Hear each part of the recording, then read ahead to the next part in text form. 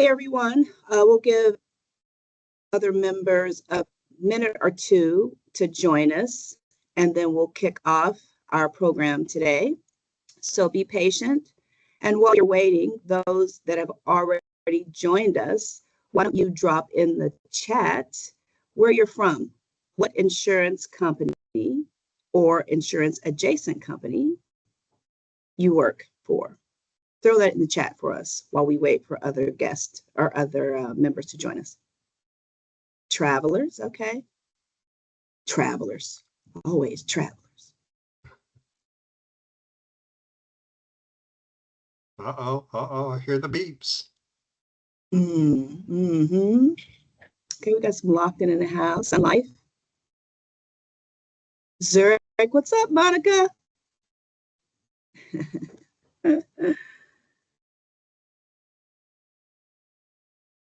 Dental Quest, nice. Sun Life. CBiz, IFG.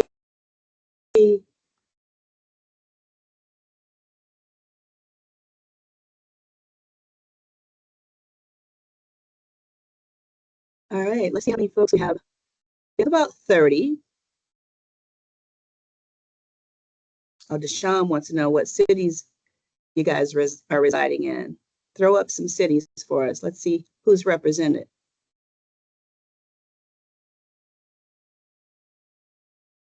Toronto, as in Canada. All right, I like it. I like it. Okay. Check out Mike. Far and wide, your program has reached many folks. All right, looks like we bumped up one or two more people. We'll go ahead and get started. Really very much appreciate everyone who's joining us this afternoon, morning if you're on the West Coast. I don't see any West Coasters, but we welcome you to our NAAIA GKC programming. Thank you for spending time with us this afternoon. Our program today is Stay or Go on Your Own Terms. If you checked out the description, then we know why you're here.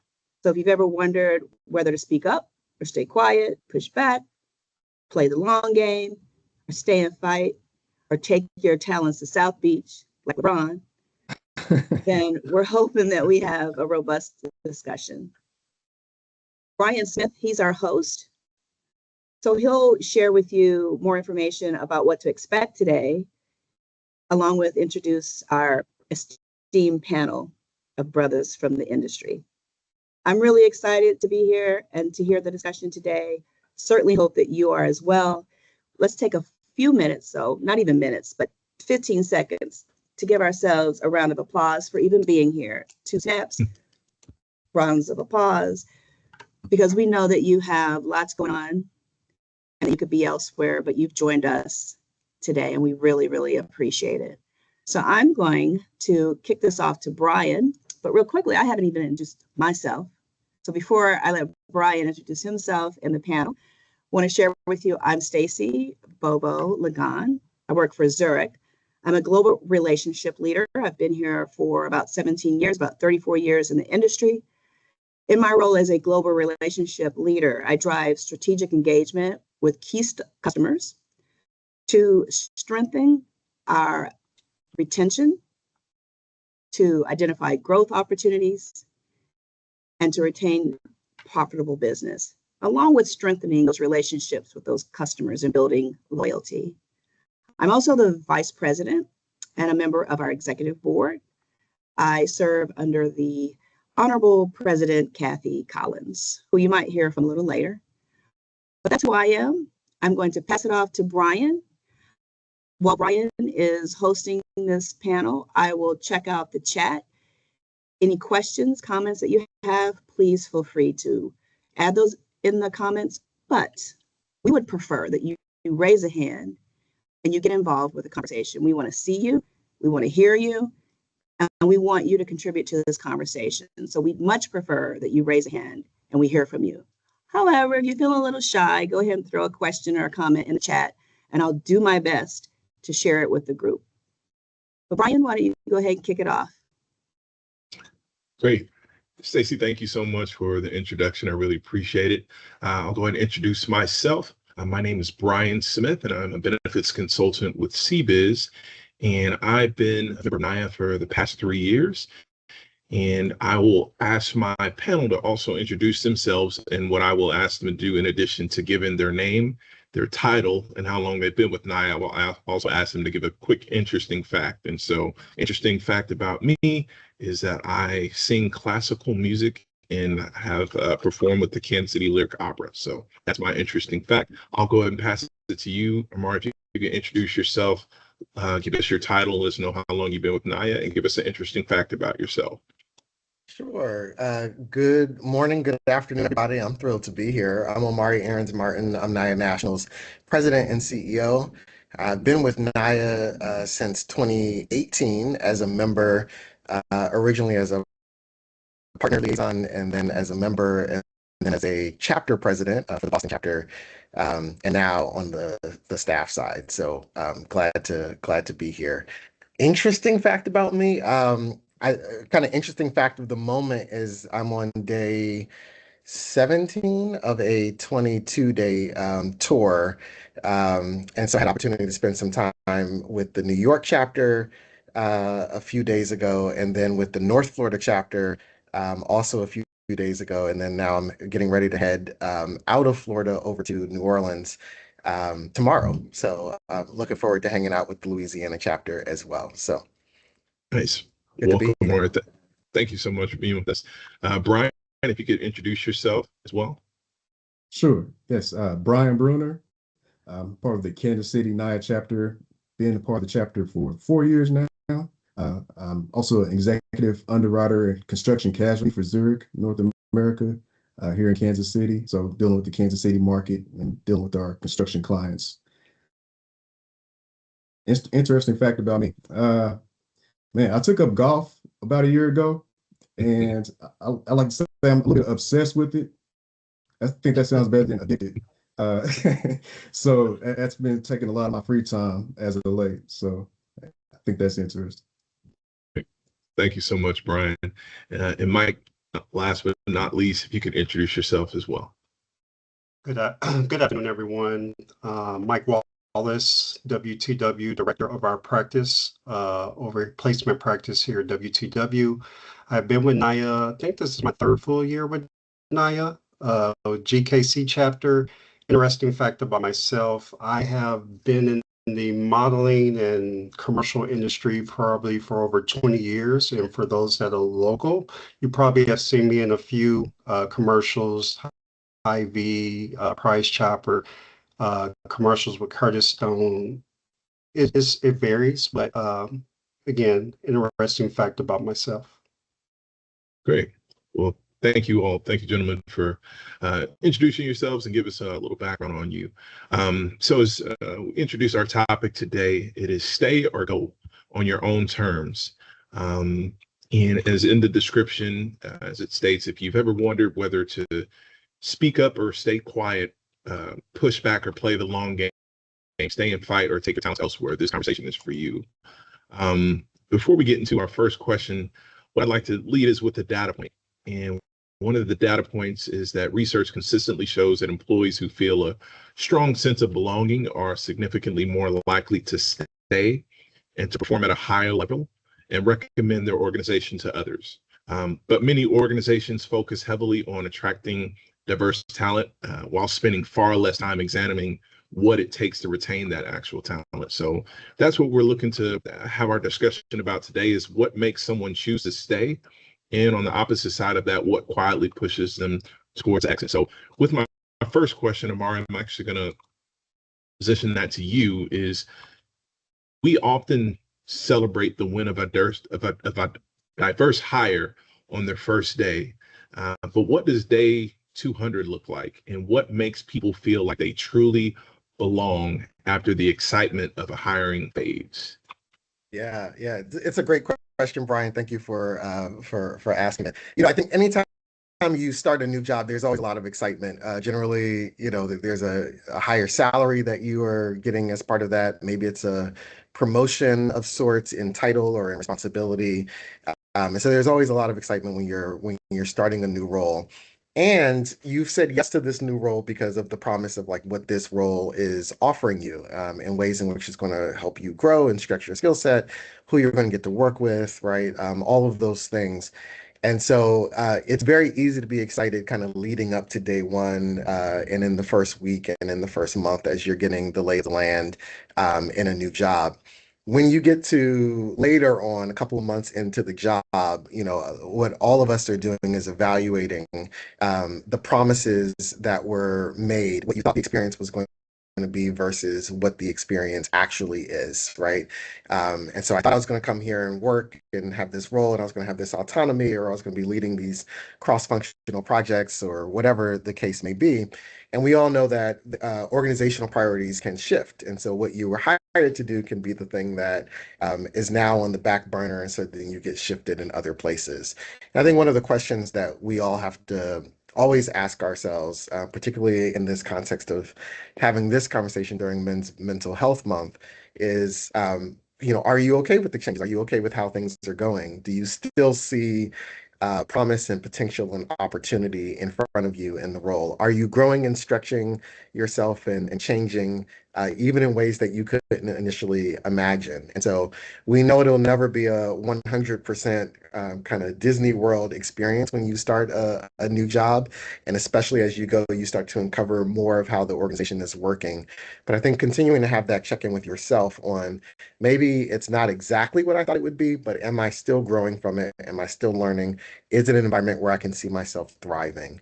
And particularly, on day 200 in the job, have you been able to make real connections with people, right? Do you have your new crop of work friends that you can go and talk to and hang out with, who are also helping you get the lay of the land? That also is, I think, a really important measure of how you are settling in and adjusting to a new role. Great. Appreciate that, Omari. And I'll pose that to you as well, Bryan. I'll repeat the question. As we often celebrate the win of a diverse hire on their first day, but what does day 200 look like, and what makes people feel like they truly belong after the excitement of hiring fades? So first of all, great points by Omari. I'll definitely echo everything you just said. But in addition to that, I'd say belonging, it kind of shows up in some of those smaller moments. So, in group discussion, whose voice gets heard, whose ideas, tend to get built on, who's invited to those informal settings, kind of like Omari was alluding to, who's invited to those spaces, who gets those stretch opportunities, who's actually being promoted or who's being sponsored to be promoted, So all those things would help enforce or reinforce a person's feeling of belonging, in my opinion. Great. Thank you, Bryan. I appreciate that. And Mike, did you want to add anything to that particular conversation or question?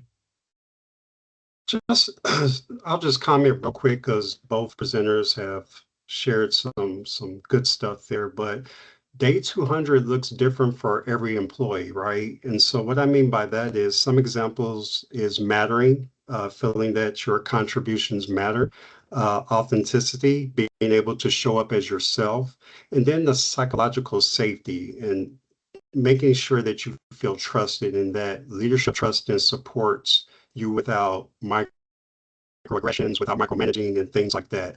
So essentially, checking in with the team, ensuring that they have what they need to do their job, and also showing appreciation. That's what makes people want to stay in what, as we wrap up, what day 200 should look like.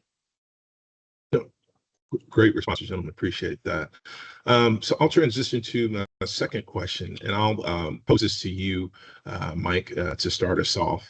The question is there a hidden tax that diverse employees sometimes carry in organizations, whether that's code switching, additional mentoring, expectations, or being asked to represent every perspective?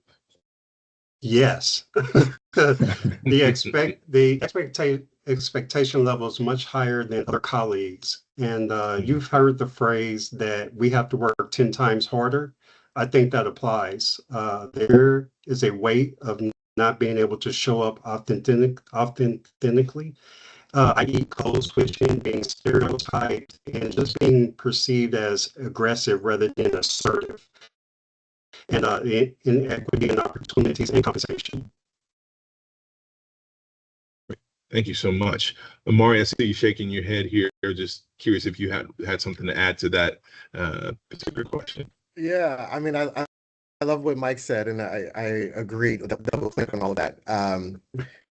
Certainly I was thinking about, I was refreshing myself on our 2023 Next Steps on Journey study data that came out, and just like the access to mentors and sponsors and like what it is that we need in order to thrive as Black and African American professionals in the workplace, and just the difficulty in being able to navigate those spaces. And so you think about, particularly as a newer employee, where you're still learning the ropes, right? Like you might not necessarily know who should be your sponsor, right? Like who are you trying to gain visibility and access to? And so all that just becomes harder for us.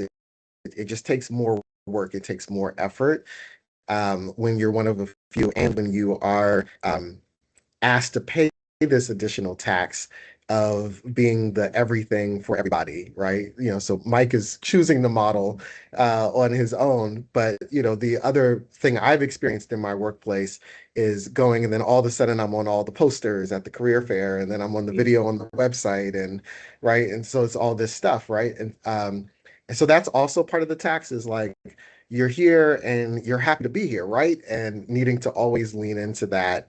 Or feeling pressure that you always need to lean into that. Doesn't leave a lot of space for negotiation, doesn't leave a lot of space to be able to say, hey, I want to have a check-in on, you know, what I was brought here to do versus what's actually happening and what this means for me going forward, when you're the happy smiling face that's on all the recruiting posters in the video. Great, appreciate that. Bryan, I had another question for you, but did you have anything that you wanted to add to that hidden tax conversation? Yeah, I think maybe just to put a bow on everything, I certainly agree there is a hidden tax, so to speak. There's some extra work that's involved a lot of times, where you are the go-to for those diversity conversations, whether formal or informal. So there is extra work that takes place, and it's not just extra work, it can be extra emotional work, you know, navigating all these conversations as well. So I think it's important not only that as individuals we recognize that, but organizations also recognize, you know, the need to recognize all that effort that's taking place. And is there some type of benefactor being contemplated in terms of, is the organization just benefiting from this, or are we rewarding folks that are highly engaged in that way, having those type of conversations, doing that work? So yeah, I just wanted to add that. Great. Just some of the terms that you were talking about, recognizing and identifying and things of that nature. So that kind of aligns to the next question. And I'll pose it to you initially, Bryan, is what are some of the subtle signs that an employee may feel disconnected or unseen before they actually decide to leave? So I think a lot of it's also kind of what I described. So, you know, less participation, you know, less willingness to engage, you know, not so many bright ideas. They want to get all the ideas, right? Let's take over this thing and, you know, build this. But it's kind of withdrawing from those type of conversations, and maybe just doing the bare minimum, you know. What does my job description say? That's what I'm going to do, you know. So less stretching in that way. I think that's probably an early sign of someone's getting disconnected from their organization. Yeah. How about you, Mike? Looks like you had something to add to that as well. Yeah, I was just going to say silence, decrease in contribution, detaching. Those are some of the things that I had thought about for question number 3. For you, Omari, anything that you want to talk about in regards to some signs? I think we're good there. Good. So another question I'll position to you initially, Omari, is When high-performing, diverse talent leaves an organization, we often rely on exit interviews to understand why. But a lot of times people don't share the full truth because they don't want to burn bridges. So the question is, so how do organizations build enough trust and openness to hear that feedback earlier before someone gets to the point of leaving? Yeah. I've spent most of my career looking at employee engagement survey data. It's one of the reasons why I love the NAAIA census and what we do, and like reading through every line and all the comments and all the suggestions that come in. Organizations have this ability, right? Not only through our employee net promoter score and pulse surveys that are sent out, but certainly through the annual employee engagement survey. And one of the ways in which I always advise organizations is particularly on the question on like how we're doing on having a diverse and inclusive environment in our organization, is to look for the perspectives of people who would likely consider their selves to be diverse, right? And so if there's a question on how the organization is handling parental leave, if I'm not somebody who's out on parental leave, then I don't know that my opinion really matters all that much, right? But you want to look for the responses from people who have had to use the parental leave benefit, particularly for women, as how they are returning, coming back into the workforce. And it's the same is true across all the other demographics. Like if you are a Black or African American employee, and you might happen to be the only one in your unit, maybe the only one in your floor, maybe the only one, or maybe one of a few in your org structure, your sense and your response on how welcoming and inclusive the environment is, it might have a different answer than some of your colleagues. And so organizations really using the data that they have in order to help assess their current environment, I think, is key. And then for us, I think we understand the political risk of, if I come and I say, this person's not a good leader, and they're not really supportive of the organization's goals around diversity, equity, inclusion, and belonging, we understand that there's personal risks that we take on by doing that. We might be upsetting the apple cart in a larger fashion that could be damaging to our career, not just in that organization, but in this industry that's also really small and very relationship driven, right? And so I always encourage organizations to think about ways to anonymously collect data that can be shared at an aggregate level. And then really, I also advise particularly Black employee resource groups or colleague resource groups or business resource groups to really serve an advocacy function internally to say, here's what we are hearing that may be in the survey data or is not in the survey data, and using that collective power of the group to be able to advocate on behalf of everyone, as opposed to singling out any one particular person and any one particular department. Well, appreciate that response. I hope the right people are listening to you and getting that insight. Mike, can you add something to that conversation as well? Yes, please repeat that question. Yes. So the question is, when high-performing diverse talent leaves an organization, we often rely on exit interviews to understand why. But a lot of times people don't share the full truth because they don't want to burn bridges. So the question is, how do organizations build enough trust and openness to hear that feedback earlier before someone gets to the point of leaving? Yeah. I would say employees leave companies for various reasons, right? And a couple of them that I thought of was higher salary, being passed over for promotion, work-life balance, culture, etc. Honestly, I don't think talent fully share due to not wanting to burn any bridges, like Omari has stated. If companies want to retain employees, there should be a focus on psychological safety, mattering, authenticity. And we as people managers, we need to do a better job of making sure our employees have what they need to do their job and that they're supported. If they do not have these two things, there will be turnover.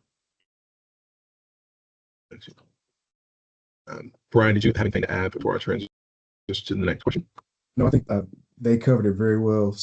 Psychological safety, I think, is key, to that conversation for sure. Yeah. And so it kind of good transition to the next question I had in regards to the psychological point of it.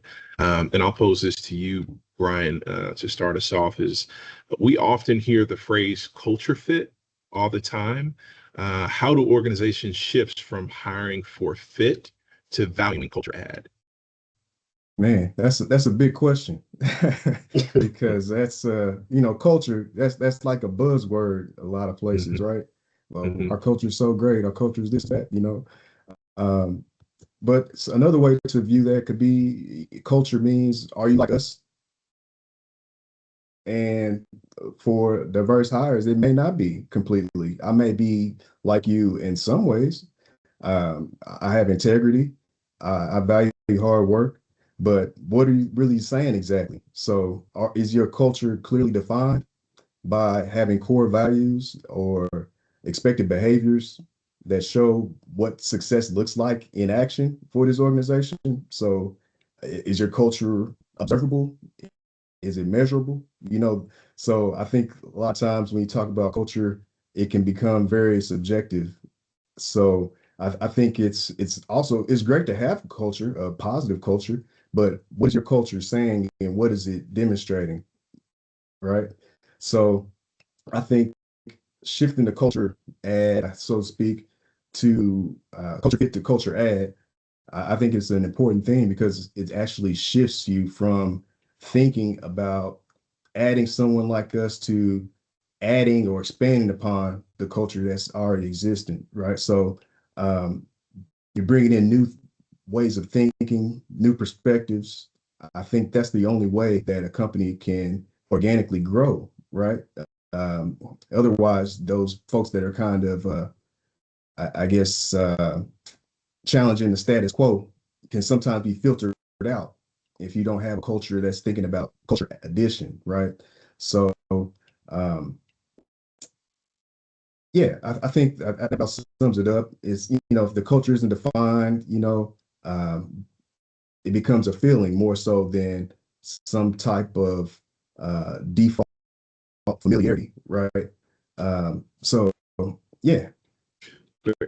Great response, Bryan. I'm going to propose this to you as well, Omar. Before I do that, I'm going to ask that just we're at the halfway point questions. If any of our members that are joining us, if you guys have a question, we'll only take a couple. Feel free to place that in the chat box, or if you want to come on and turn your video on and raise your hand, we can do that as well. But we'll transition to that. But I want to make sure give Omari an opportunity to answer this question. Again, I'll rephrase the question. We hear the phrase culture fit all the time. How do organizations shift from hiring for fit to valuing culture add? Yeah, I love this question. I actually would double tap everything that Bryan said. The thing that I think about with this question, particularly around culture fit, is the difference between likability and effectiveness, and like where they blend together. So you can be highly effective in your job, right? Like you can turn out the reports, you can lead your team, and you're doing the things that you are supposed to do in the organization. The impact can come if people don't enjoy working with you, right? If every time I reach out to you, it feels like the interaction is strained and difficult, right? Like then that impacts my ability to work with you, my team, and your team. If working with you doesn't make my job easier, right? And it's not 100% about like you play golf and I don't play golf, or you like basketball and I don't like basketball, right? But there's got to be some ways in which as you think about what culture you are bringing, how you're showing up authentically, you are easy to work with, that you are adding value, and that you're leading with that in every interaction. And I say that against the backdrop of, I think what Bryan opened with in answering this question of, we generally think about culture fit as, are you like, do you have the same interests? Did you go to the same schools that I go to? Do your kids go to the same summer camps that I send my kids to? Do we vacation in the same spots and have those kind of interests? And that's actually really dangerous for us, and has been very limiting for us in terms of being able to access particularly higher level roles in the industry when our interests are not the same and our lives are not the same in that way. And there still has to be some sort of connection point of someone being able to say, I like working with Bryan, right? Like, every time I have an interaction with him, even when we don't necessarily agree, and, there's conflict, but I like how we're able to work it out. I like how we engage. I like the end product where we get to. And so that's the part that we can own about how we show up. And we can't necessarily own how other people perceive us by being in the room, but we can definitely own how we make intentional choices to be able to show up in the space. Mike, did you have anything that you wanted to add to that as well? I do. I'll chime in real quick. All the points by both Omari and Bryan, but I think organizations have to start looking beyond the person's resume and giving them an opportunity based on their transferable skills. They may not have the experience, but they could do the job based on inside work experience. They do show the potential to grasp work and fulfill the need. Thinking outside the box and taking a chance on someone that may not look like them or have the specific skill set. It's done for our early career recent graduates, right? So expand that approach throughout the ranks. This is a missed opportunity across all organizations. Mhm. Looks like, Hey, Bryan. Go ahead, Stacey. I'm sorry. I was just going to comment that I'm not seeing any questions in the chat, but I do see a hand raised. Yes, Yep. Someone met the task. So who is the person? Oh, that's our Janelle. Janelle, question? Yes, I do have a question. Hi, everyone. I was just trying to follow instructions and pose a question here, and I turned my camera on, Stacey. So this is a question for any of our panelists. You all are talking a lot about, what organizations need to do, how things can look differently. For those on the call, some people might be people leaders and others may not. They may be individual contributors. They may not necessarily be in a position of influence where they can affect change. So what advice or suggestions would you have for someone that is perhaps an individual contributor that's hearing everything that you're saying today? Because oftentimes the people that need to hear it are not the ones that are on the call. So how do they take this message back to their respective organizations? What do they do or what do they say to apply some of the great words of wisdom that you all have shared with us today?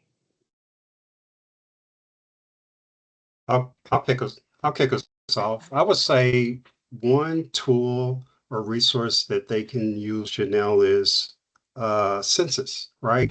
Each organization, I believe, comes out with a survey every year. And that's your opportunity to be that voice. So whatever you may or may not be getting, there's your chance to share that anonymously with your leadership. They don't ask for, typically they do not show your name, your email address or anything like that, but be that voice during that survey, because that's the only chance you're going to get, one of the only chances you're going to get. The second opportunity is challenge your leadership. And what I mean by that is have those conversations with your people manager. Again, as you stated, not everyone is in a leadership role on this call, but you still have the opportunity to connect with your leader on a one-on-one basis and have that conversation with them weekly, monthly, quarterly, or whatever the cadence may be. So I would encourage them to use your voice in the surveys, talk to your people manager, and then speak up during the town halls. Usually large companies have town halls that they have. Don't be afraid to come out of your shell and ask a question to your leadership while you got their ear in front of them. Thanks, Mike. I would definitely, first, Janelle, it's always good to see you. Hi, Omari. Thank you for your question. I do think as well, as you are looking around the organization and you're seeing who's moving up and who's getting stretch assignments and that sort of thing, I think it's also worthwhile to have a conversation with your direct manager around, the culture at the organization. And here's what you're seeing, your own observations around. As I think about the last 3 people who got a large cross-functional project or a big promotion. Here are things that from my seat, I can see that these people have done. They're very well networked. They participate in community service. They do these things, blah, blah, blah, right? And share those observations with your manager, and then ask for, is what I'm seeing, is what I'm interpreting as the path to success inside of our organization, is my interpretation of that correct? And I think that opens up a really wonderful conversation on maybe there are experiences that you are carrying, and things that you're doing, like volunteering with NAAIA and other things, right? That maybe are not visible to your manager, that actually line up to what success actually looks like in the organization. And you can have a very open conversation with them about, here's what I'm doing, here's how I'm positioning myself. I'm enjoying the work I'm doing, so I'm not necessarily trying to run off the team right away. But I am interested in moving forward and having a longer career with this organization. And would like to just be in conversation with you about what that looks like, and when that opportunity, the right opportunity comes, to ensure that I'm ready for it and I'm able to be considered for that as well. So I think that open dialogue, one of the things I hear often is folks assuming that we are well placed because it looks like you're happy, it looks like you're enjoying your job, it looks like you've got a certain level of freedom and flexibility. So I know you're raising a family, right? So people make all kind of assumptions about what you are ready for and what you're not ready for and what you're looking for. And so I think us making sure that we're really clear about, yes, I'm doing all these things and I'm interested in, what the next step looks like. Here's the role that's 3 levels above me that I'm thinking about.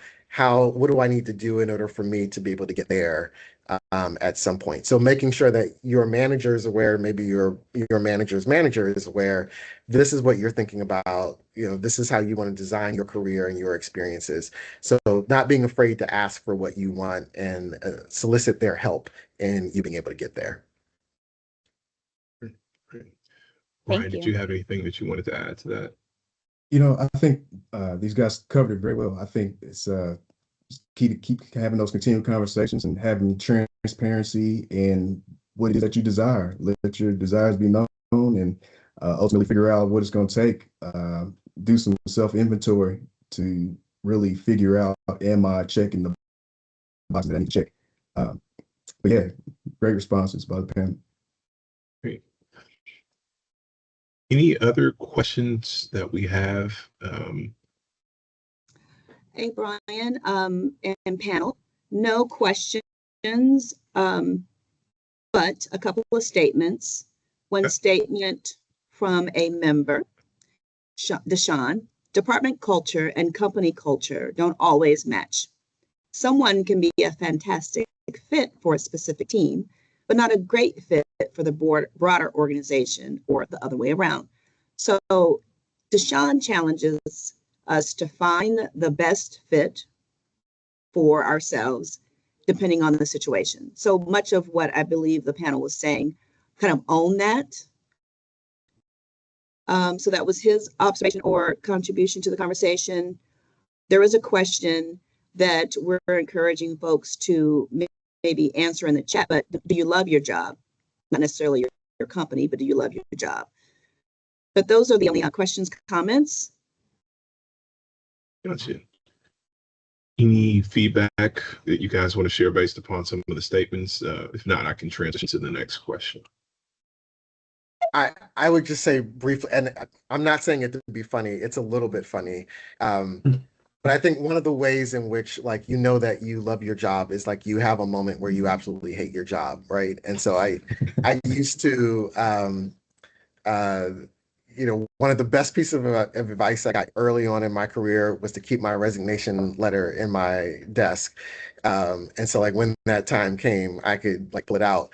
But one of the things I also used to do, I actually still do this, is on those days where I look at that letter and go I could walk away from all of this, is I'll text in the old days, you could text your bank account and it would return your bank balances, right? I was able to do that with Chase. Now I open up the app, and normally when I open up the app says, hey bro, you can't quit today. So go home, have your glass of wine, kick your feet up and relax, vent, about it, and then be ready to come back tomorrow. So, but I do think, when you are really passionate about what you do, you're always going to have some friction around the workplace, and that actually is a sign that you are engaged and you care about the work, and you do actually enjoy what you're doing, even though you will not enjoy what you're doing in any field, in any job, with any company, all the time. So it's good to have some frustration. I think the balance is,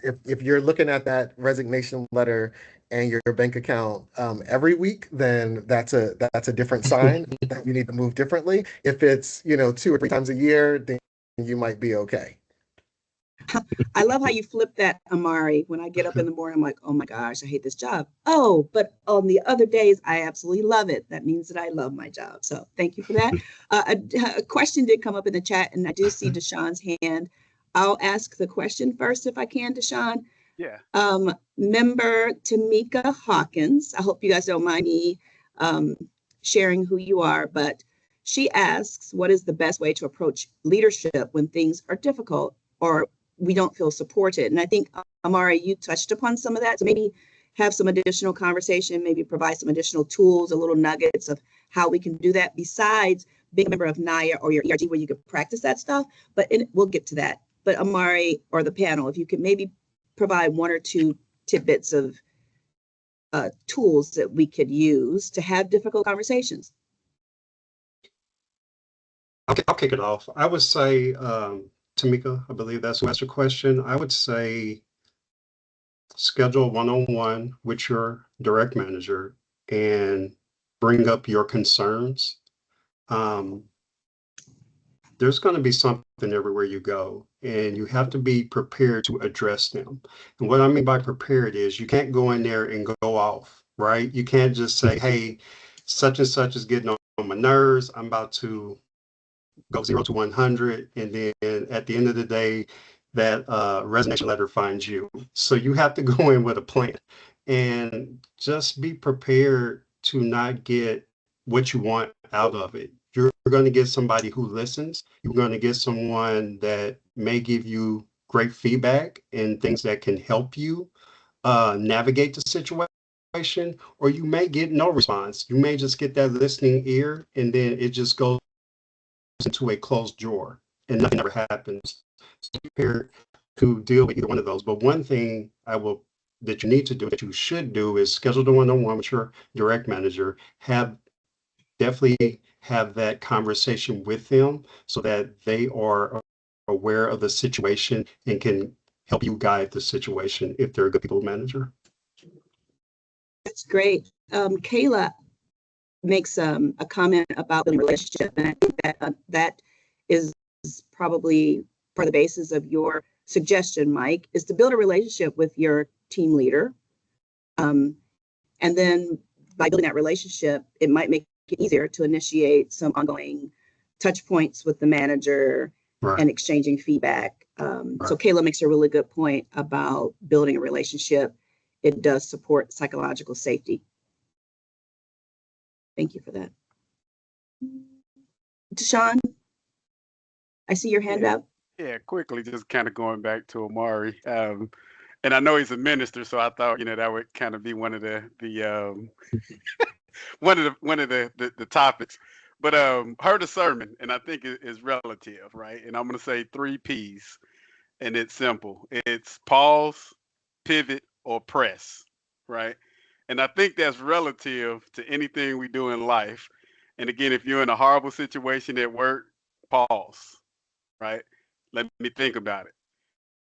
Do I want to stay here? Do I want to stay in this department? Do I want to go to a different department? Or is it time for me to leave, which is more either pivot or press? I'm pivoting, meaning I'm leaving. I need to have my escape plan, or I'm pressing. I need to build relationships in different departments. I need to work on my resume. I need to do whatever to get out of this situation. And so again, I think Omari said that by looking at the bank account, because that's the pause. Because by pausing and me looking at my bank account, I can truly say I can either press or pivot without really thinking it through. But I do think if you kind of use a framework to look at your situation and pause and figure out which fork in the road you want to go to and have the appropriate appropriate plan to move forward, I think, everybody be okay, so it was relative. That's And Thank can I you. just add something real quick? Please go ahead, Bryan. So, Yeah. so back to Tamika's original question, I think it's definitely good to have that relationship with your direct manager, but as we know, sometimes those higher up don't know what the middle managers are doing, right? They don't know exactly what's going on. So sometimes it's okay to initiate a skip level conversation. Talk to your manager's manager, after you've had an opportunity to speak to your manager and, give them an opportunity to respond and, give you some type of constructive feedback, but you might hit a wall. So if you hit that wall, it's okay to skip that level because I've given you the respect of giving you the conversation first, right? So let me talk to somebody else. I think that's okay to do. Yeah. I think politically in different organizations, it reads differently, right? So some people are very threatened by you going and talking to their boss without them being present or without them knowing about it. I think current management theory is very much in support of kind of skip level conversation. So that's not something that is so far outside of common practice and what really good leadership is about. It's not about, you having a space to tattletale on your manager, but it is for your skip level leader who is thinking about the talent within their side of the organization and who's in the best placed roles and roles that might be opening up in the future that they know about that nobody else knows about, right? Them getting to know you. And so if you get any questions back, from your manager on that, or feel like any hesitation, I think being able to be really clear about maybe at other places that you've been, other organizations you've been in, skip level meetings has been a normal talent practice that just allows you to understand and plug into the strategy of the organization better and how you are functioning, right? And so, I do skip levels now, and my team's not threatened by the fact that I do them. Um, but I worked in an organization where that very much was against the culture, and people did not do that at all. And so when I joined there, and I had come from an organization where that was common, it was very weird, both for people coming into the meeting and for their direct managers. So again, as we were talking about culture earlier, you also just kind of want to understand, how do things function here? What are the spaces where that happens, even if it's not an official skip level meeting that happens monthly or quarterly on your calendar? Are there spaces that you would naturally find yourself in the same room, maybe at the same table, maybe at the same event that your skip level leader is going to be in? I used to have skip levels with my boss's boss in the elevator riding up in the morning. So we had something formal on the calendar, but often our trains arrived at the same time. And so we would often walk in the building together, and we were on the 19th floor. So we had several stops in the elevator on the way. And, she would say to me, "Oh, I heard that you're working on, whatever, or you just hired somebody on your team. How's that going?" And just in the elevator, very casually, we had our skip level probably like once or twice a week. And so that was also just an opportunity just by virtue of when we came to work. And so when I figured out what her train was, I knew what my train needed to be. And so that was how we organically made that happen. Good. Well, I Very good think point. I just think with a lot of the discussion that we're talking about, is particularly just finding allies within your organization. So it kind of begs the question, and this was actually a topic I believe earlier this year, is in relation to this conversation, what's the difference between mentorship and sponsorship, and why do both matter so much for retention and advancement? Mike, I'll pose that to you initially. Yeah, mentorship is somebody who's going to mentor you. I would recommend setting up probably maybe calls with them at least once a month, checking in, see how you're doing work-wise, anything that they can help guide you through. Maybe even, this might be a good one for Tamika, even find you a mentor that you can talk, that you trust. that you can talk with that can help guide you through having that conversation with your people manager, number one. A sponsorship is kind of along the same lines as a mentorship. However, that sponsorship person is the person who's having backdoor conversations for you, putting your name out there, promoting you in spaces that you typically are not in. So when you get ready to leave your role and maybe go for a promotion, or you're looking for another opportunity within the firm or practice or company that you work at, they're having that conversation for you saying, you know what, Mike Wallace is a great candidate. He has A, B, C, and D. I've worked with him. I mentored him. I talked with him. I know his skill set, and I think he'll be great for that role that you're trying to fill. Very, very important to have both. If you don't have a mentor, if you don't have a sponsor, I would say check with your organization to see what type of mentorship or sponsorship programs that your company offers. Because again, not a lot of companies have a sponsorship program, but you should be able to find a mentorship within your company. Yeah. Love to hear your thoughts here as well, Omari. Yeah, I'm 100% aligned with that. I used to say Blacks and African Americans in our industry are over-mentored and under-sponsored.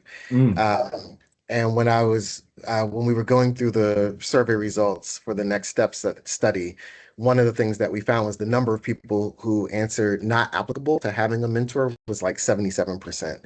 And so even though there's a whole lot of mentoring programs that are out there and a number of organizations like really touted that they had mentorship program, it's hard to find mentors for those programs. People will start their mentoring experience as mentees and drop off halfway through. We see this in the NAAIA Next mentorship program that we offer as well.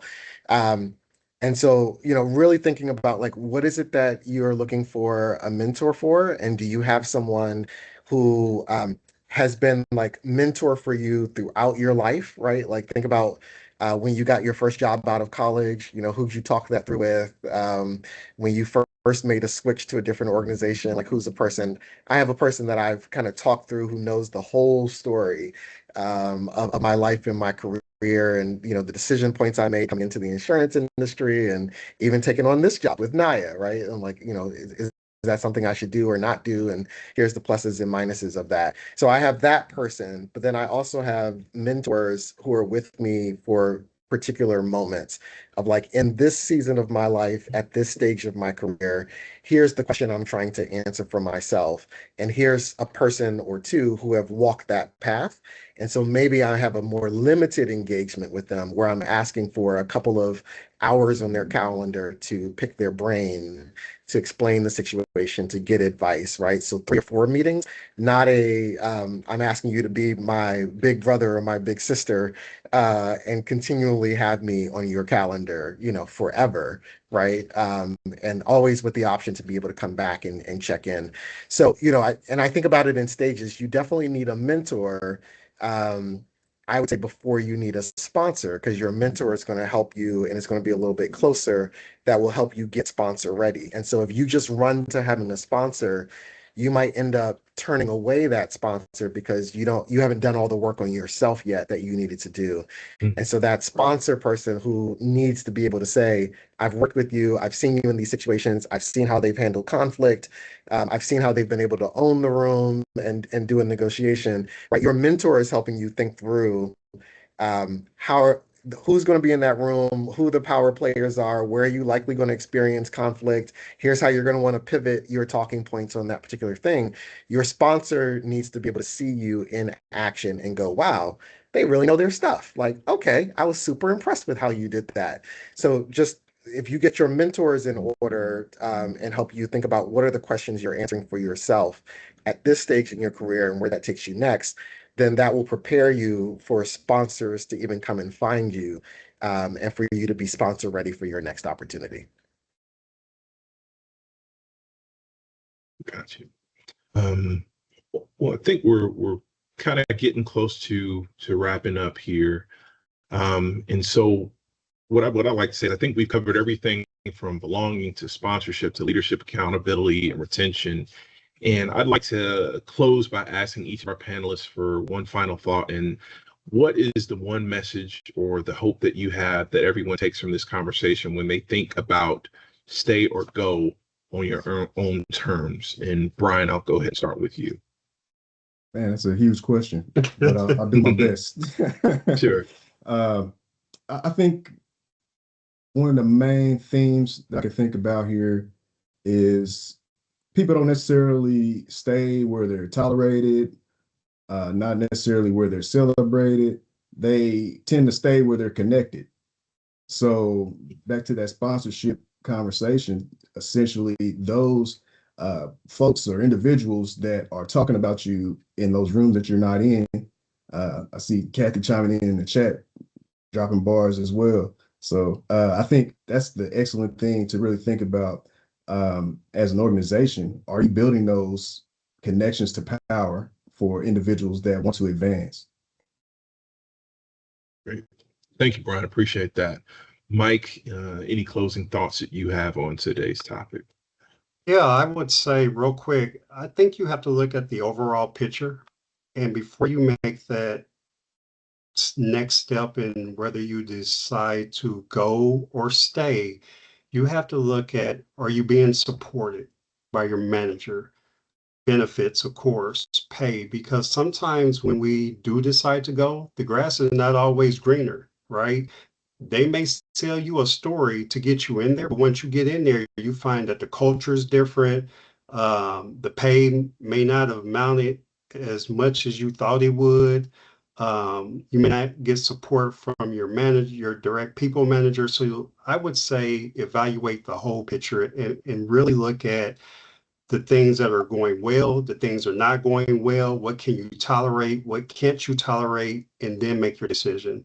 Don't just do it on a bad day, because we're all going to have bad days, right? I've been in this industry for 25 plus years, and you're going to have some good days, bad days, rocky roads, bumpy roads, but then at the end, you take a step back, and I stayed in the industry for a reason, because it's been good, it's been flexible, it's worked for me, and I just learned to kind of navigate it to where it works for me. Great. And I would echo what Deshaun said. I love that pause, pivot, press. That's definitely going to show up in a sermon. So thank you, Deshaun. And I'm gonna claim it as my own then too. Completely agree. You don't make permanent career decisions off of a temporary emotion, right? And so a bad week or bad experience isn't a reason to leave. But what is a reason to leave is a culture that consistently asks you to present yourself as less than human, and that doesn't embrace your full humanity, diminishes your dignity, turns down your light, right? And so just like for you doing work to understand the difference of what you're being asked to do and how you're being asked to show up, does it support you thriving? Or are they trying to put you in a box on the side and not allow you to show off your brilliance and your intelligence? So you want to think about the whole picture, not a specific incident, not just a specific person, as you think about whether you're staying where you're going. Great. I want to sincerely thank all of our incredible panelists for sharing their insights and their experiences and their candor. I want to thank everyone who joined us and invested your time for this important conversation. And importantly, we want to thank NAAIA for giving us the creating spaces where these conversations can happen. Our mission has always been about creating increasing representation, fostering professional development, and building pathways for the next generation of leaders in our industry. And I hope that today's discussion is a reminder of, our work doesn't just end when talent is recruited. It continues with ensuring talent is developed, supported, and retained. I will maybe pivot to Catherine or Stacy if you guys want to just share about how individuals who are not members of NAAIA can get involved, and we can go ahead and close out our conversation from there. Yeah, great conversation. Appreciate pivoting to closing us out. I did put a membership link in the chat. So please, anyone that's not a member, please become a member. I hope that as you witnessed and contributed to this conversation today, you see that we're a dynamic community of professionals where we want to connect and grow and practice our leadership. So I had lots of points I wanted to make, but this is the point I will make. Where we can practice having difficult conversations, preparing ourselves for those difficult conversations, preparing ourselves to advocate for ourselves, is in our ERGs and in NAAIA. This is where we get fortified. This is where we turn in, practice all of that, turn outward, and go out and execute on what we've been practicing as being leaders of committees, leaders on our board, and contributing members by just showing up and participating in conversations. So we encourage you to become a member of NAAIA, a member of GKC if you're not already. Next program, bring 5 people and join together with your village. So really appreciate everybody being here. Thank you so much.